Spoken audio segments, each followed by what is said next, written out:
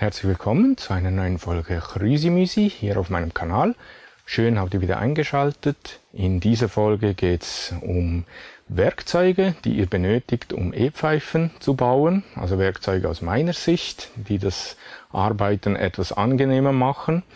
Näheres kommt dann gleich im Video. Es wird 2 Teile geben. Der erste Teil geht es eigentlich um Handwerkzeuge und im zweiten Teil dann um Maschinen. Also bleibt dran, nach dem Intro geht's los.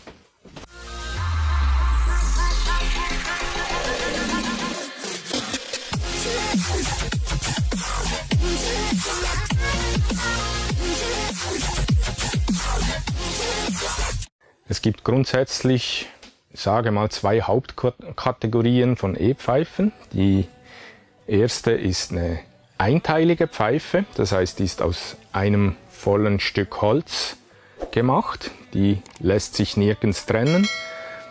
Und dann zweiteilige, da ist eigentlich der Pfeifenkörper und der Pfeifenhals jeweils ein Teil, was dann zusammengeklebt wird. Für zweiteilige Pfeifen braucht ihr aus meiner Sicht zwingend eine Drechselbank, weil ohne wird es ziemlich schwierig und komplex umzusetzen. Vorteil ist, wenn ihr die nötigen Werkzeuge habt, lässt sich sowas viel einfacher und schneller umsetzen als sowas, weil sowas, da ist immer sehr, sehr viel Handarbeit, Schleifarbeit nötig. Hier kann man eigentlich alles auf der Drechselbank machen, auch das Schleifen. Deswegen geht das viel, viel schneller. Ich gehe etwas auf beide Sachen ein, auf beide Bauarten ein, wobei einem Anfänger würde ich eher eine einteilige Pfeife empfehlen, weil das einfach vom Werkzeug her viel, viel weniger kostenintensiv zu bauen ist.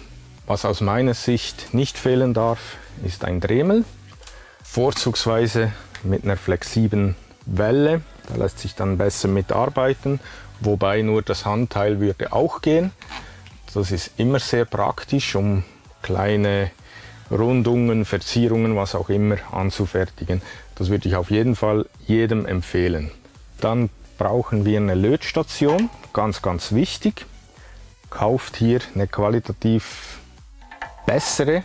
Ich habe hier noch eine Parkside, seht ihr.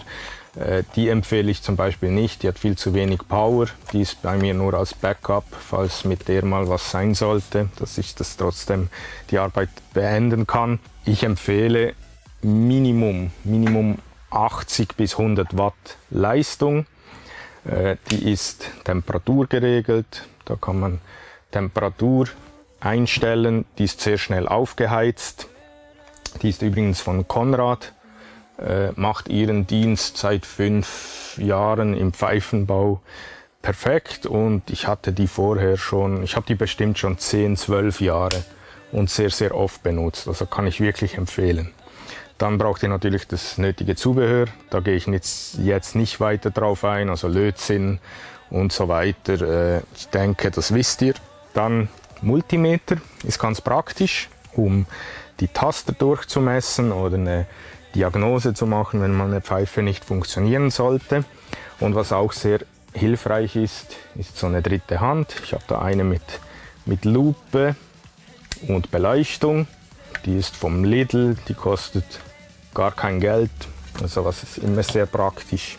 Und ein kleiner Schraubstock, das ist auch immer sehr hilfreich. Hier auf der Werkbank habe ich mal etwas ausgelegt, was aus meiner Sicht nötig ist. Wie gesagt, das Video mache ich aus meiner Sicht. Grundsätzlich, um eine Pfeife zu bauen, braucht ihr eigentlich praktisch gar kein Werkzeug. Blöd gesagt, ein paar Bohrer, Feilen würde im Prinzip schon reichen, vielleicht noch etwas Schleifpapier, aber so ist es ja dann auch nicht sehr angenehm zu arbeiten. Also wie gesagt, ihr braucht ein Bohrerset oder wenigstens die jeweilig benötigten Bohrer, die kann man ansonsten auch einzeln kaufen, wobei ich würde euch ein Set empfehlen. Forstner Bohrer in verschiedenen Größen, da müsst ihr dann selbst schauen, welche ihr benötigt. Also für den 15er braucht ihr bestimmt mal 22, also ich persönlich brauche 22 mm, 15 mm 18 mm für DNA-Chip. Dann für die Akkuhülsen brauche ich 22 mm und 25. Aber das müsst ihr dann selbst mit euren Bauteilen sehen, welche ihr benötigt. Die kann man auch einzeln kaufen. Ich habe jetzt welche von Bosch. Reichen eigentlich völlig aus, sind auch nicht allzu teuer. Dann wie gesagt eine Raspel, das ist immer praktisch, um das Holz dann etwas in Form zu raspeln. Feilen für dann etwas feinere Arbeiten, wie gesagt der Dremel. Dann braucht ihr Schleifpapier, um das Finish zu machen und die letzten Konturen auszuarbeiten. Was ihr natürlich auch benötigt, ist ein Maßband. Ich empfehle so ein Metallmaßband, ein Zollstock, ein Winkel, Schieblehre oder Messschieber und ein Zirkel ist auch immer sehr praktisch. Mit diesen Dingen lässt sich eigentlich die Grundform schon recht gut ausarbeiten. Wenn ihr keine Bandsäge habt oder kaufen möchtet, da komme ich auch im zweiten Teil dann drauf zu sprechen, dann benötigt ihr eine Handsäge, um die grobe Form etwas auszusägen. Das heißt, erstmal Löcher bohren, Form aufzeichnen, dann mal so viel Holz wie möglich mit der Säge loswerden, dann raspeln, feilen. Kommt im zweiten Teil auch noch eine Alternative zu Raspel und Feile, nämlich ein Band- bzw. Tellerschleifer. Aber in diesem Teil geht es ja um Handwerkzeuge, wenn ihr keine Maschinen kaufen könnt oder wollt. Was ihr natürlich auch benötigt, ist eine Bohrmaschine. Eigentlich egal ob Akkubetrieb oder Netzbetrieb, das spielt keine Rolle. Braucht ihr auf jeden Fall. Im zweiten Teil komme ich dann auch auf eine Tisch- bzw. Standbohrmaschine zu sprechen, was auch sehr hilfreich ist, aber grundsätzlich geht auch alles mit einem Akkuschrauber oder Netzbohrmaschine.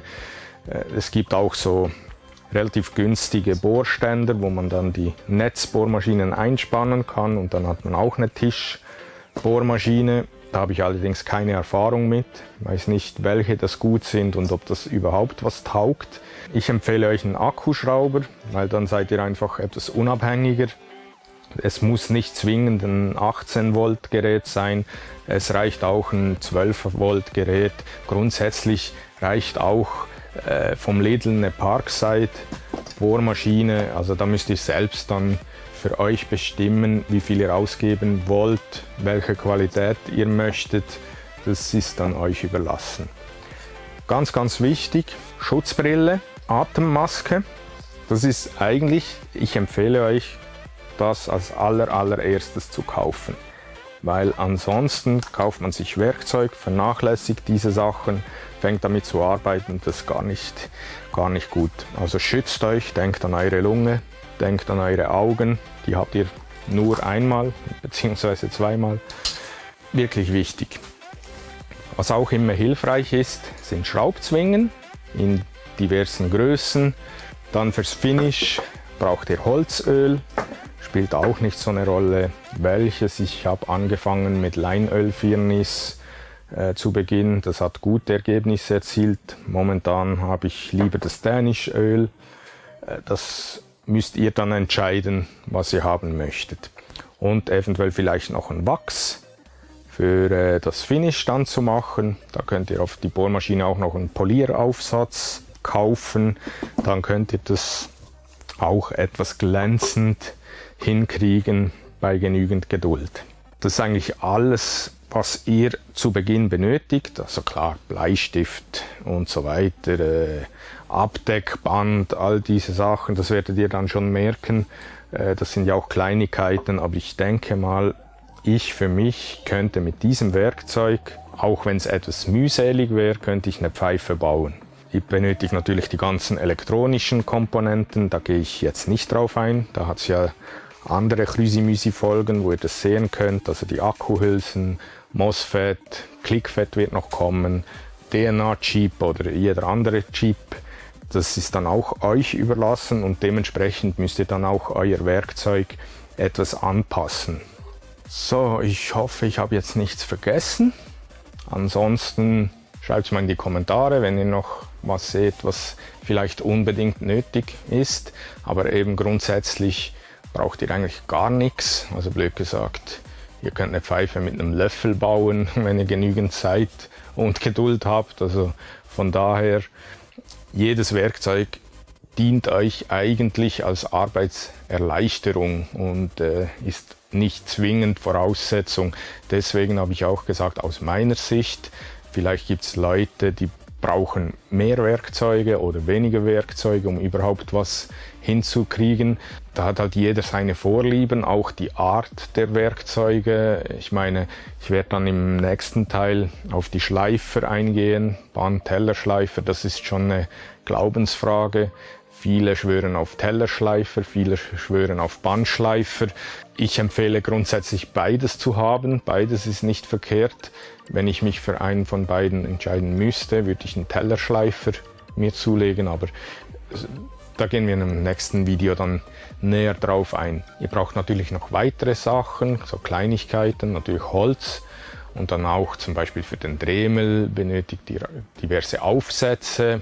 Da gehe ich auch nicht weiter drauf ein, weil, wie gesagt, es gibt Leute, die bauen die Pfeife fast zu 99% mit dem Dremel. Die brauchen mehr Aufsätze als jemand, der nur kurz schnell eine Rundung damit fräsen möchte und so weiter. Andere wiederum können gar nichts mit dem Dremel anfangen.